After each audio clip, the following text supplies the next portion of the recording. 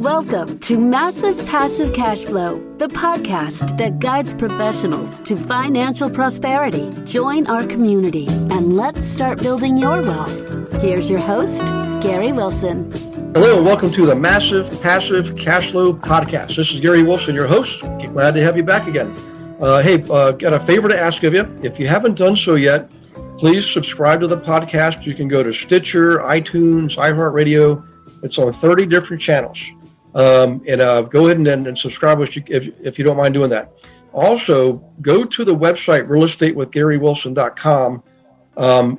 Click on members area. If you're already a member, log in on the left. If you're not a member, you go to the right. Still log in for free for 30 days and grab everything you can grab. I mean, there's like 300 recordings of classes I've taught over the last 6 years. There's dozens of websites we use for research. There's calculators and spreadsheets.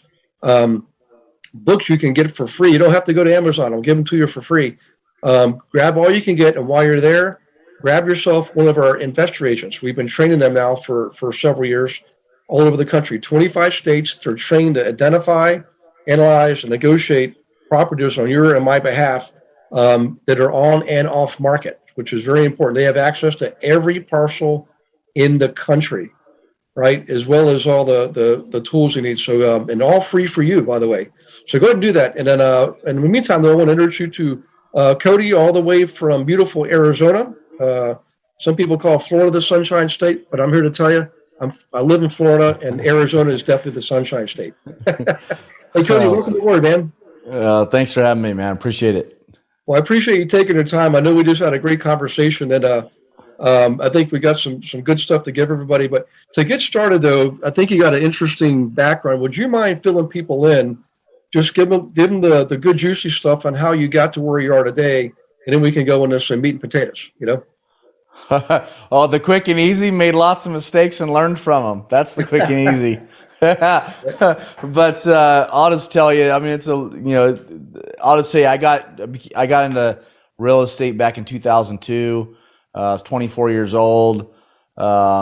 Made a lot of mistakes. Also struck luck a lot here and there. Market was hot back then. Made a ton of money in 02 to 07, and market crashed. Lost 9% of my net worth. Learned a lot more losing it than I ever did making it. And back then I was a snot-nosed punk kid that thought I was smarter than everybody else because of my fortunes. Made a lot of mistakes along the way.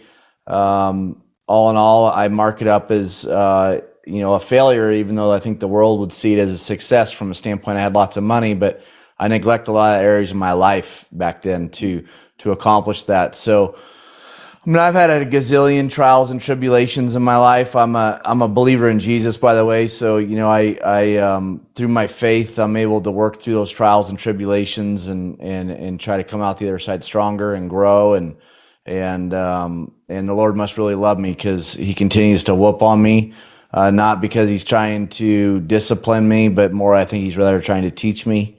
Yeah. And so, today, I have a company, and I still been doing land development, right? So I have a company called Allied Development. Okay. And our headquarters in Dallas, Texas. Mm-hmm. And we, at this point, do deals in strategic markets across the country.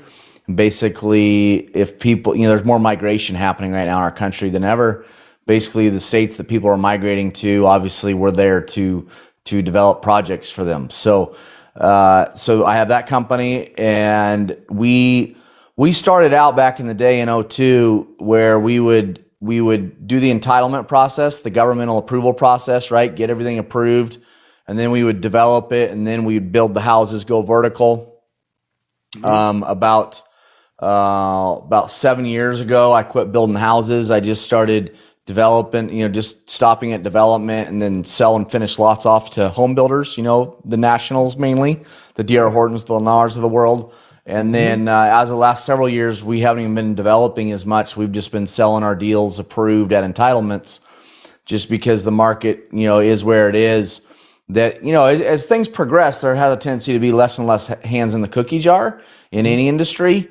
And, just even as real estate agents, you guys are experiencing that with some of the tech companies trying to get in there. And so, now the larger home builders, they will develop the project, put in the streets and all the infrastructure and all that just to have the lots to build on. Right. So our specialty, and it's always been our specialty, is we don't do on-market deals. Everything we do is off-market. So we have in-house acquisitions, cold calling, mailers, texting, the whole shebang. Mm-hmm. So we specialize in off-market prospecting, and then the development, entitlement, the approval process.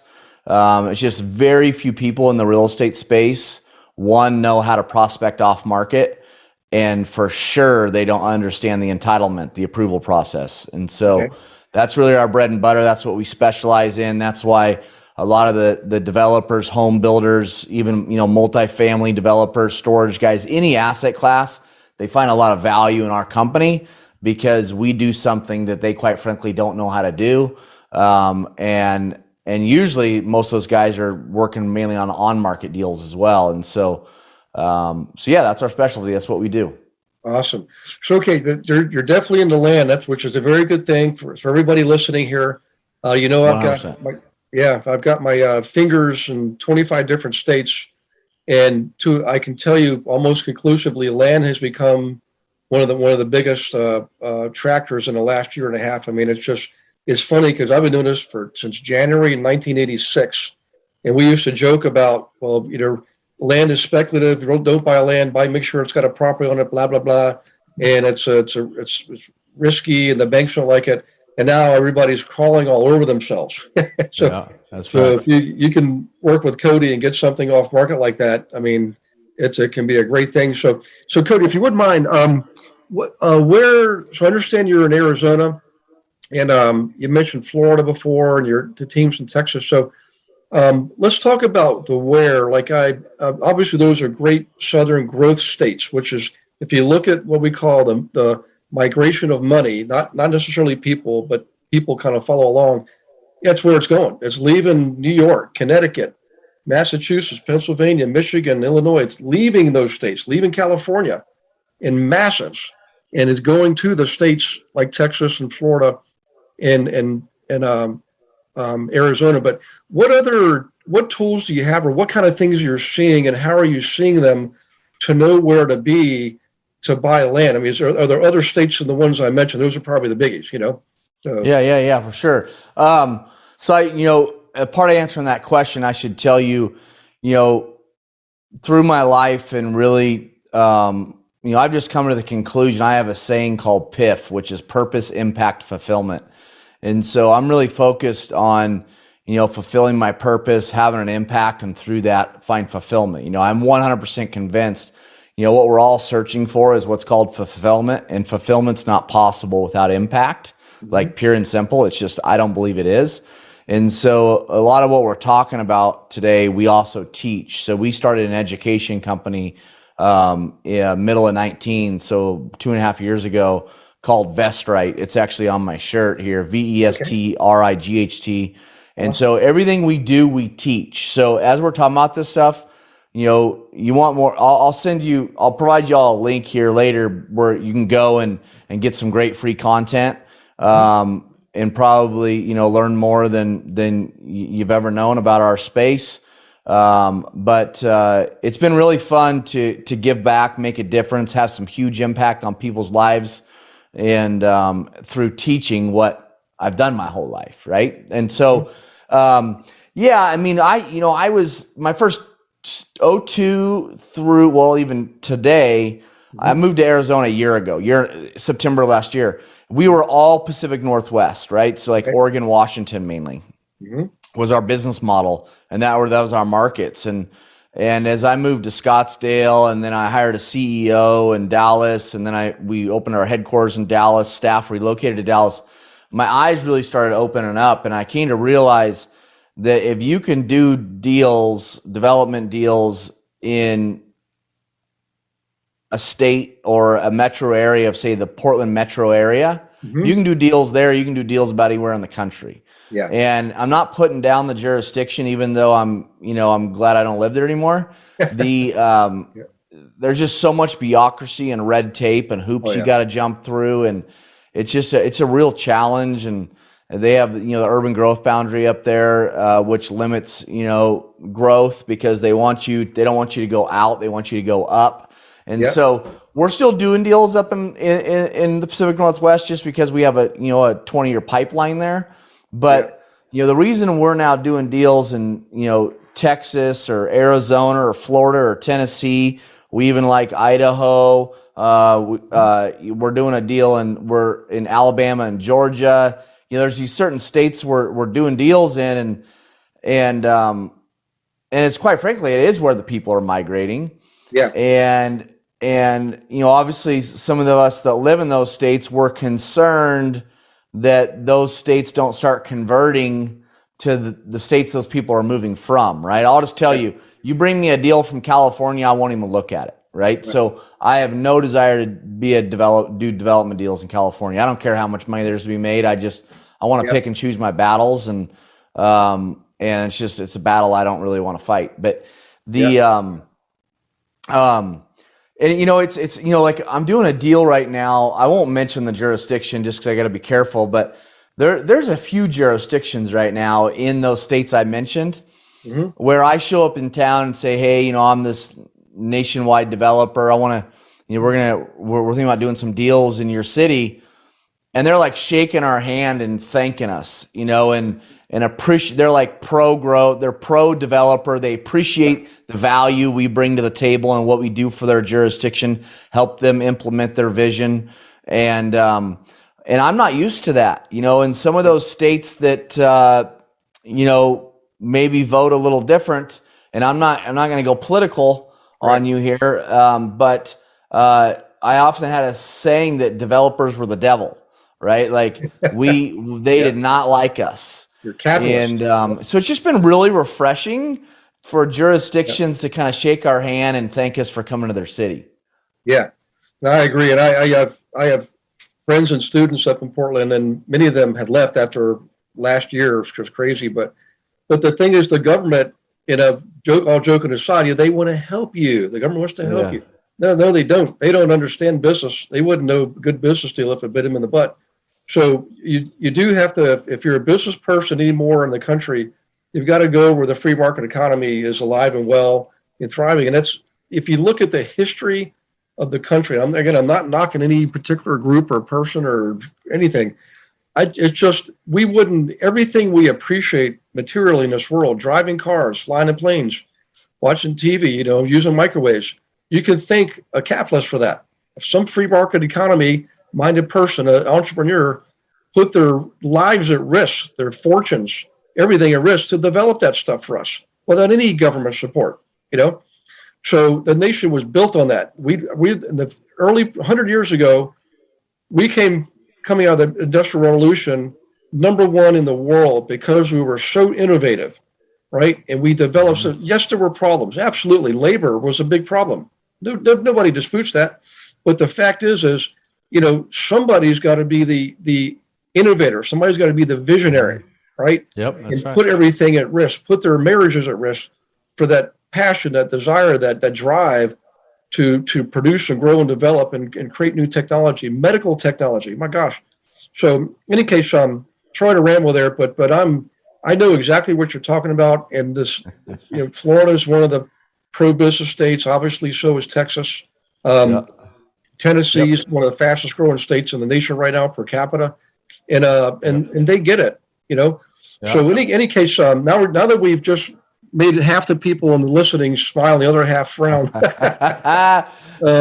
we all benefit from this. We all have to have a place to live. Some land has got to be developed somewhere, So let's talk a little bit about that. Like, what actually happens? Like, feet on the ground.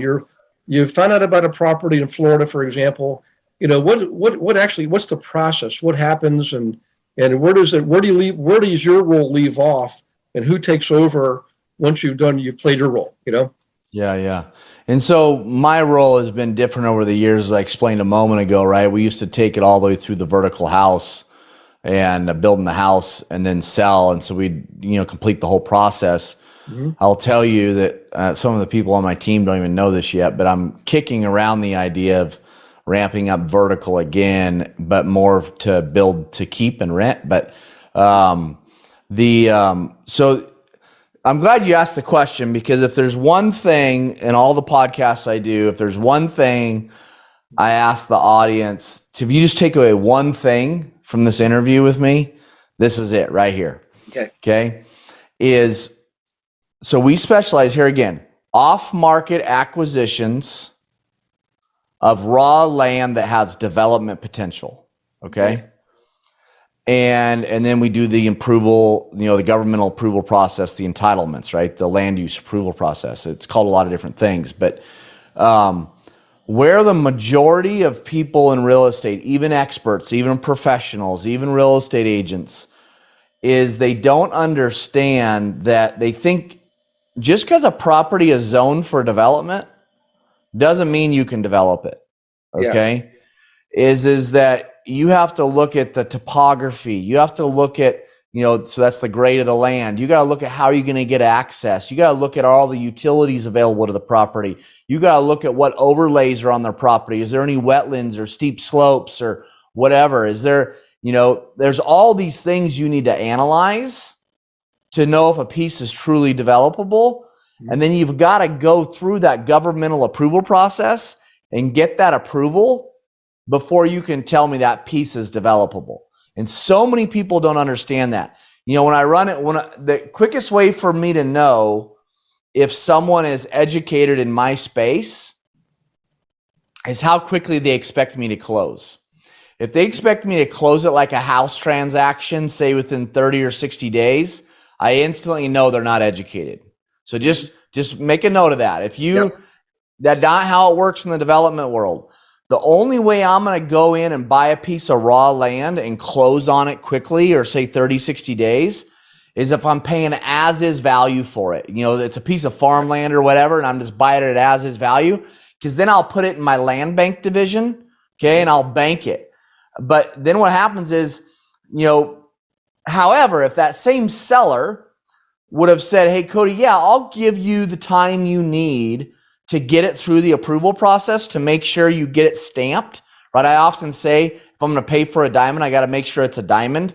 Well, if you want me to pay development values for your land, I got to make sure it's developable. And it's not developable until it's approved. But now all of a sudden your land might be worth 8-10 times what it's worth as farmland. Mm-hmm. And so often when we explain it that way to sellers, that they're willing to wait for the larger payday. But standard how it is, we put a deal together, we do a 90-day due diligence period or feasibility study or inspection period or contingency period, whatever you want to call it. And that's where we cross our T's, we dot our I's, we verify utilities and all the things I mentioned, and we meet with the city, we do some preliminary layout work, we do all of our cost estimating. There's a whole lot of things we get done in that 90 days. Mm-hmm. And then after that, if all looks good, then we will move forward and start putting together our application to get the thing approved. Mm-hmm. And then, from the time in my due diligence period, say it's 90-day due diligence period, from the time that I get a project approved, it varies so much throughout the country. Yeah.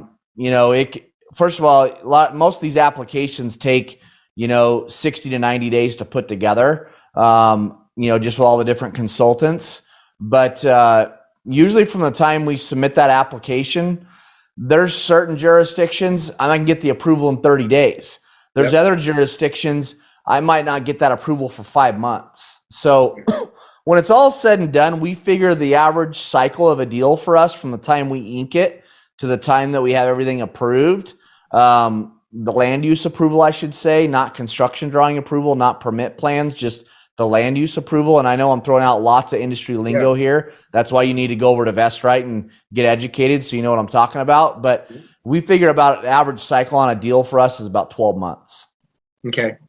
Yeah. I've seen projects take that long and even longer sometimes. It's just, unfortunately, I'll pick on them, but the Northeast states. Yeah. So, oh my gosh. I don't invest in anything at all in New York, New Jersey, or any of those places. Pennsylvania, Western Pennsylvania, good. Eastern Pennsylvania, that's like everybody else, New Jersey. Yeah. So, but I will tell you this: there's still money out there. I mean, people are thinking, well, aren't the banks going to tighten up? And I'd say, yeah, they probably will a little bit. If you have a correction, that's what banks do. They're smart. That's why they're at the top of the food chain, right?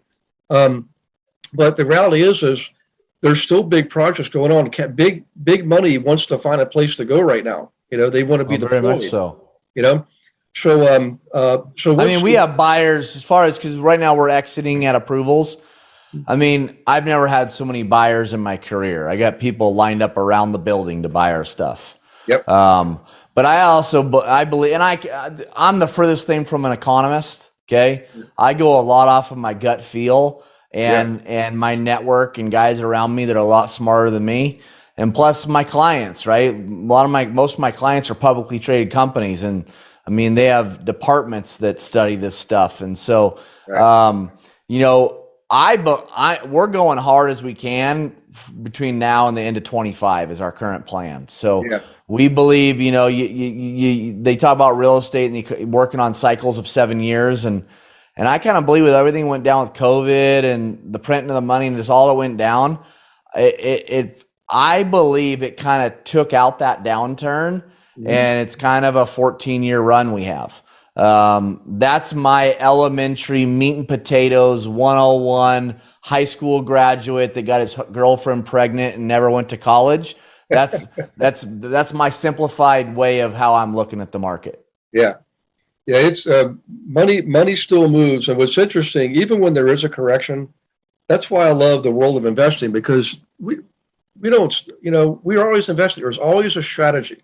Whether the market's going up or down or sideways, whatever, there's always a strategy, And really good investors just keep learning and they keep applying. And, there's some big projects going on around the country right now. There's one we're starting, which I could tell you more about it, but pretty exciting stuff. That's a prime spot. Like at one time, I'll give you this hint.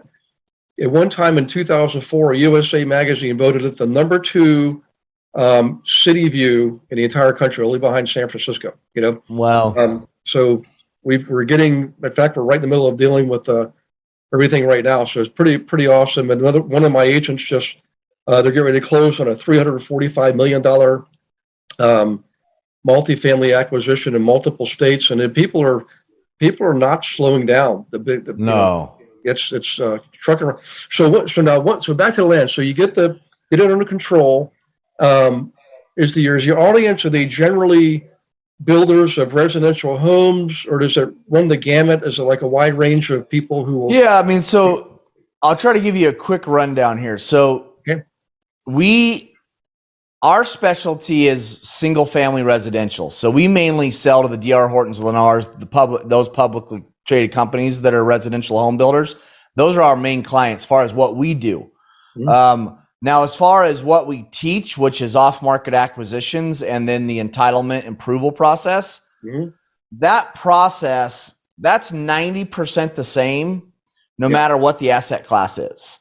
So like I've done single family residential my whole career. I went and did a multifamily deal not too long ago, and it was no big deal. I mean, it wasn't that much different. So I don't care if you're doing industrial, retail, multifamily, storage. I really don't care what you're doing. The process is majority the same, especially and so that's the beauty of it, is you can kind of apply it to any asset class. But mainly with what we're teaching with that off-market acquisition is, I have this saying and I say, whoever controls the dirt controls the deal, right? So if you learn how to do off-market acquisitions and put deals together, you're in the driver's seat. So you can decide at that point how you want that deal to go down. Right?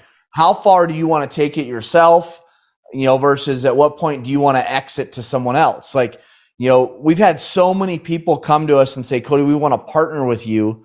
And we have a fund behind us. I mentioned to you before the show, we launched our fund, in August, and it fully subscribed in 3.5 hours. So we now have people can now invest with us too, if they want to. But the reason I'm telling you this is not for that, is that people, they just want to tee deals up, and then they want us to capitalize them and run the approval process. So we have a course we just released literally in the last week called LPU, which is Land Prospecting Unleashed.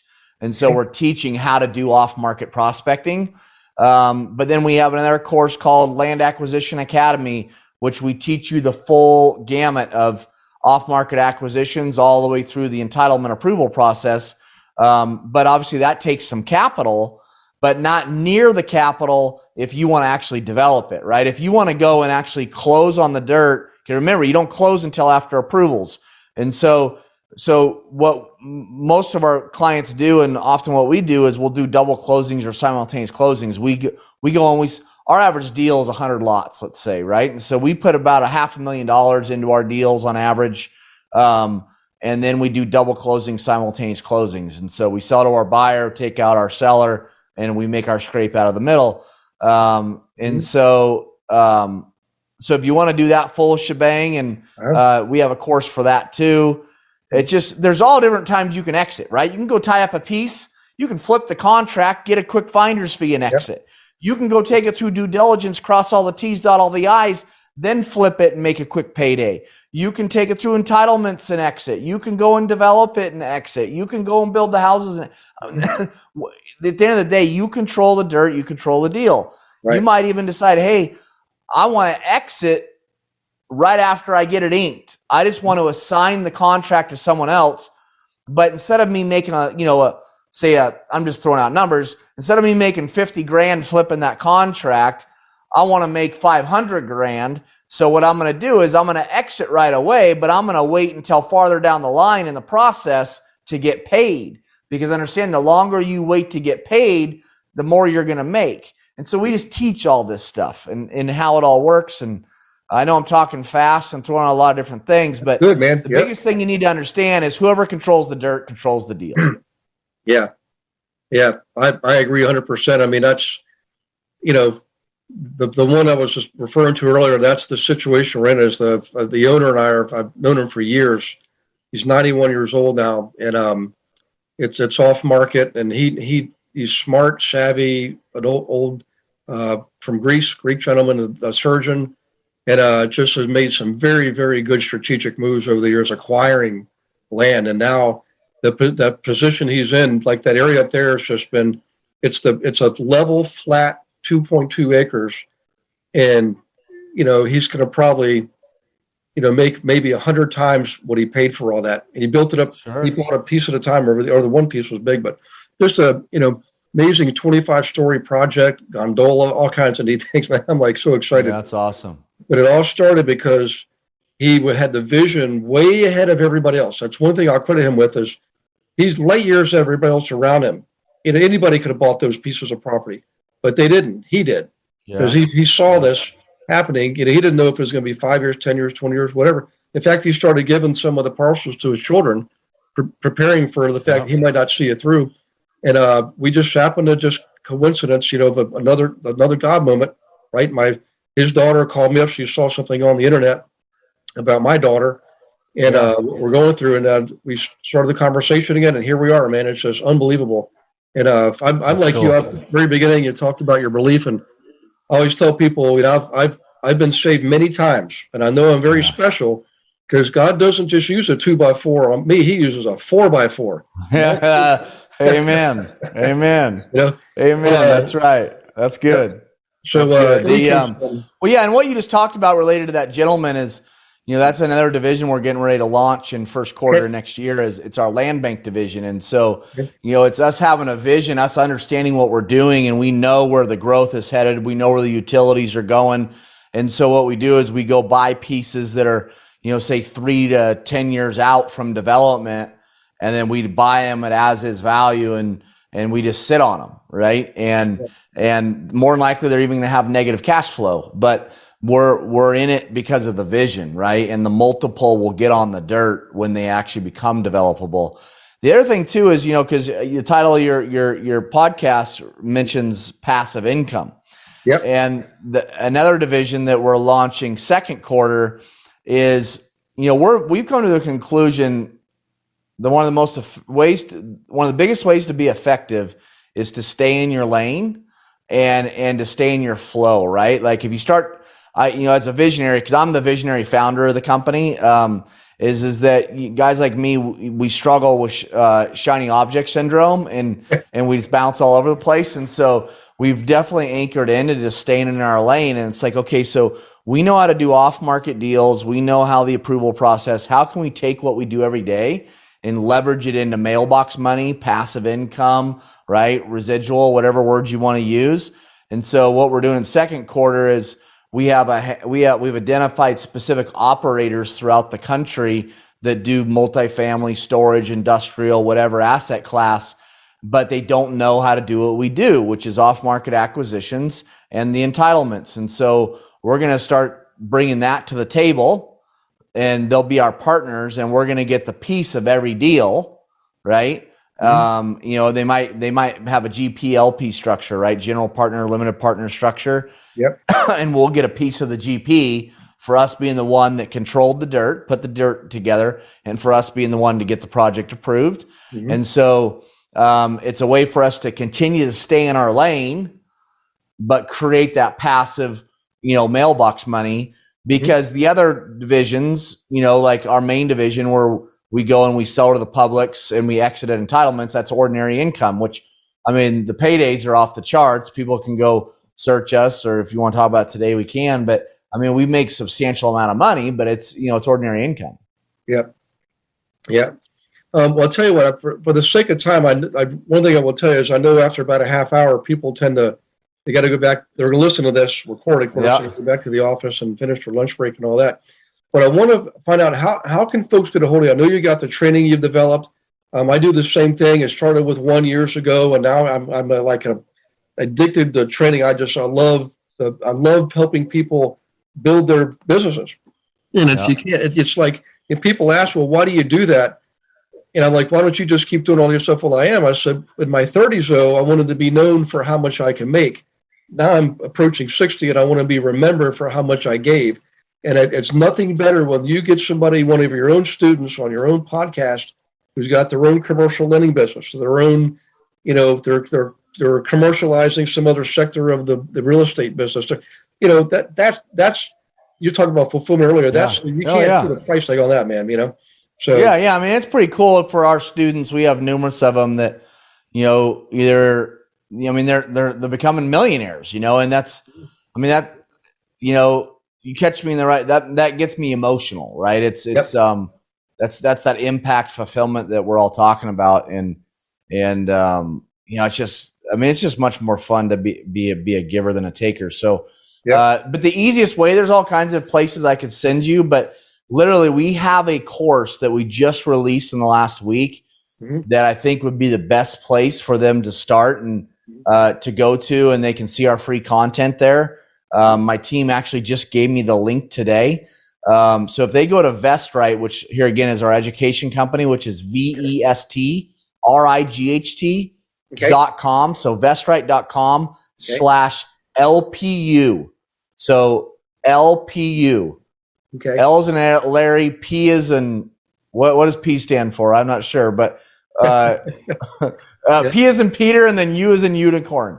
So go to vestright.com/LPU, and that'd be a great place for you to start. That's a course that teaches you all about the off-market prospecting, because nothing else matters if you don't have deal flow. If you don't have deal flow, it's irrelevant. Everything else is irrelevant. Right. I agree. Well, I'll tell you what, I really appreciate you doing this. And for everybody listening, God bless you and your families. We'll see you on the next podcast. Remember, take Cody up on his offer. So it's VestRight, VestRight.com/LPU. Okay. Yep. And, and by the way, do a review on Cody's podcast interview here. He'd appreciate it. We'd appreciate it. And that's how the world goes around. So check out, oh, by the way, make sure you check out the website, get yourself one of the investor agents who, none of us do like this, exactly what Cody's doing, but they're definitely in the game. They know how to find these off-market deals, analyze, they have all the tools, and you get them for free. You don't have to pay a dime for them. Just use those guys, But appreciate you listening. Cody, appreciate you being on board, and we'll see everybody on the next podcast next week. Thank you. Thanks for listening to this episode of Massive Passive Cash Flow. Be sure to go to realestatewithgarywilson.com to join our community and start building wealth today.